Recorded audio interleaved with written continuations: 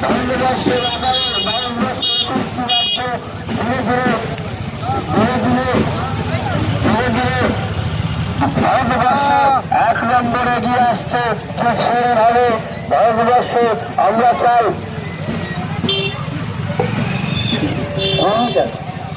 ধন্যবাদ। ঘোষণা শুনছেন ভারতীয় জনতা পার্টির পক্ষ থেকে ভারতীয় জনতা কেন্দ্রীয় শিক্ষা প্রতিমন্ত্রী শ্রী সুকান্ত মজুমদার, প্রাক্তন রাজ্য সভাপতি। আসুন আপনারা মেয়াদ তুলে আশীর্বাদ, আপনারা মেয়াদ তুলে সৌরভ সিকদারকে আশীর্বাদ করুন যাতে 2026-এ পরিবর্তন সম্ভব হয়। এবং পরিবর্তনের মাধ্যমে আমরা বাংলাকে আগিয়ে নিতে চাই।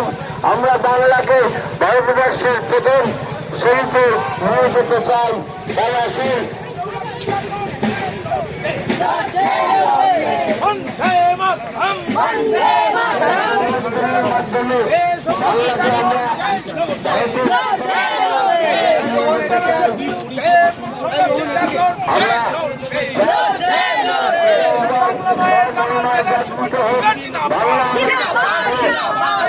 প্রতিষ্ঠিত হোক এবং বাংলাকে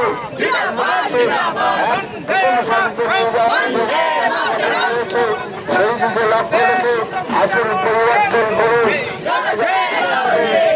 রঘুনন্দন সরকার প্রতিষ্ঠিত হওয়ার ফলে সম্ভব হবে।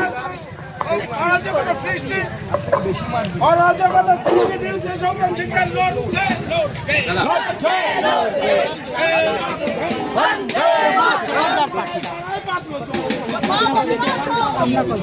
কি বলছেন যে মানুষকে নতুন পথ বলে দেবে।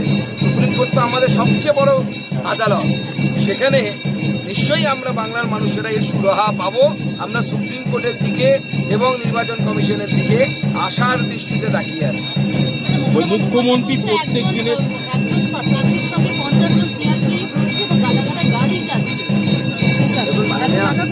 মাননীয় মুখ্যমন্ত্রী এখন অনেক কিছুই বলবেন।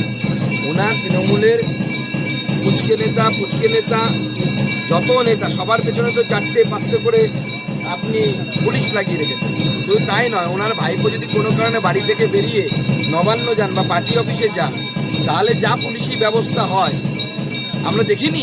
তারপর উনি কোন মুখে বলেন ওনার ভাইপো কি একজন সাধারণ এমপি, মেম্বার অফ পার্লামেন্ট, আমিও যা উনিও তার মেম্বার অফ পার্লামেন্ট।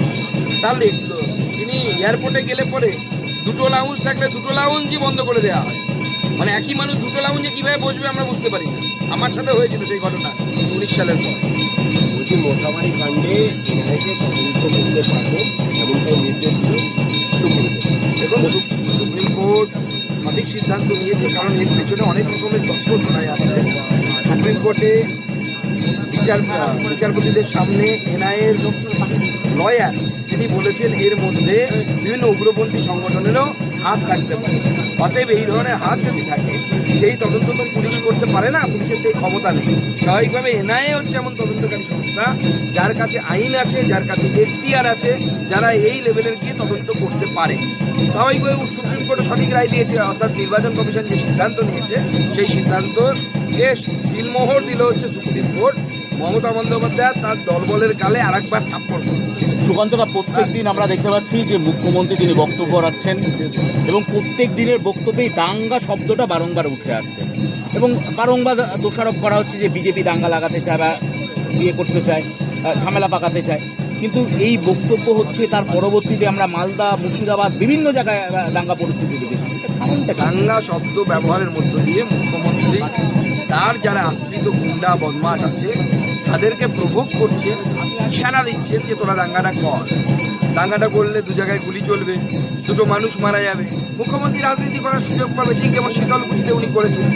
আজকে শীতলকুচিতে যারা ওনার কথা শুনে ভোট লুট করতে গেছিল বা সিএপিএফ এর হাত থেকে বন্দুক কেড়ে নিতে গেছিল, কি হয়েছে তাদের? সেই পরিবাররা হারিয়েছে। মমতা বন্দ্যোপাধ্যায় কিছু হারিয়েছে? কিচ্ছু হারাননি। উনি বহাল তবিয়তে ভাইপো ভাইজি সবাইকে নিয়ে আরামে ঘর সংসার করছেন, ওনার পরিবারের কেউ হারায়নি।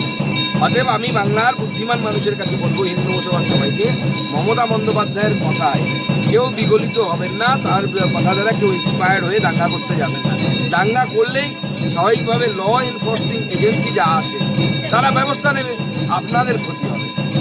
ক্ষতি আপনাদের হবে, আমারও হবে না, মমতা বন্দ্যোপাধ্যায়ের হবে না। অতএব রাস্তায় নেমে মমতা বন্দ্যোপাধ্যায়ের কথায় অন্ততপক্ষে দাঙ্গা করতে যাবে। গতকাল বলেছিলেন সিআরপিএফ জওয়ানরা উত্তরপ্রদেশ থেকে এসে আপনাদেরকে মারবেন, আজকে বলছে ছাতা হাতে রাখুন, এনাদের উস্কানি দিচ্ছে সেম শীতলকুচি রিপিট করার জন্য, শীতলকুচি পার্ট 2 করার জন্য করছে।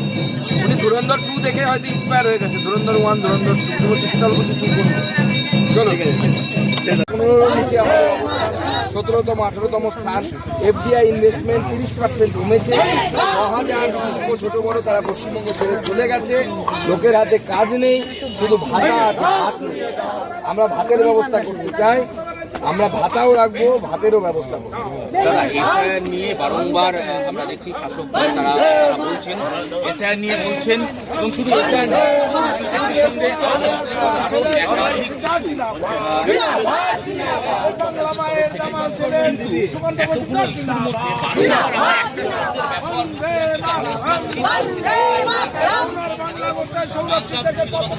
বিভিন্ন জেলা বর্তমান একেবারে খারাপ, এবং মুখ্যমন্ত্রী তিনিও বারংবার তার বক্তব্যের মধ্যে বলবেন এই গোটা বিষয়টি বারংবার এই ব্যবহার কেন? মুখ্যমন্ত্রী ব্যবহারের মধ্য দিয়ে আমাদের এই রকম নতুন নতুন আপডেট দেখার জন্য বেঙ্গল ন্যাশনাল টিভিকে ফলো, লাইক, সাবস্ক্রাইব, শেয়ার করুন। প্রিয় দর্শক বন্ধুরা, আমাদের চ্যানেলের পাশে থাকুন।